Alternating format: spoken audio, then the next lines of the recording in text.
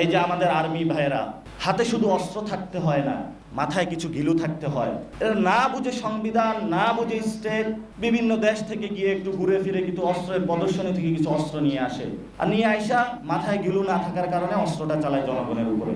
কি অদ্ভুত একটা বাহিনী, কি অদ্ভুত গোয়েন্দা সংস্থা।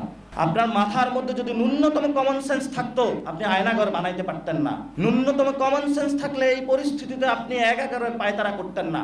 ন্যূনতম কমন সেন্স থাকলে আপনি 5 তারিখে রাজনৈতিক ব্যক্তিবৃন্দকে নিয়ে ওই ধরনের একটি সংকটের মুহূর্তে বাংলাদেশকে ঠেলে দিতে পারতেন না। আপনাদের হেলিকপ্টার দিয়ে শেখ হাসিনা পালিয়েছিল। আমরা ইতিমধ্যে রিপোর্ট পাবলিশ হয়েছে, যখন 5 তারিখে ভারতের বিভিন্ন জায়গায় স্বরাষ্ট্র পররাষ্ট্র ইন্টেন্স মুভমেন্ট সেখানে চলতেছিল, শেখ হাসিনা তাদের কাছে আবেদন জানিয়েছিল, আমার দাদা বাবুরা অনেক সার্ভ করেছি, আমার জন্য একটা হেলিকপ্টার পাঠাও।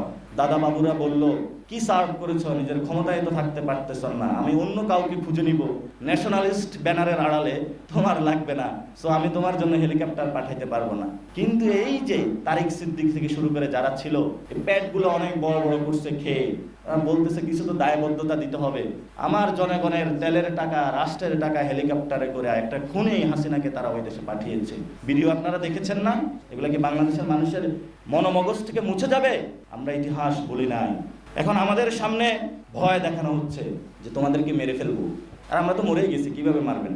এখন যদি মারেন তাহলে আপনিও মরে যাবেন, কারণ মৃত মানুষের কবরে ঢুইকা যদি মারতে যান আপনিও কবরে পড়ে যাবেন। এজন্য বলবো, অস্ত্র যেমন আছে আপনার কাছে, মাথায় কিছু সংবিধান, স্টেট, এই বিষয়গুলো নিয়ে নিজেদেরকে এখনো সময় আছে, নিজেদের মধ্যে জাগরণ তৈরি করেন।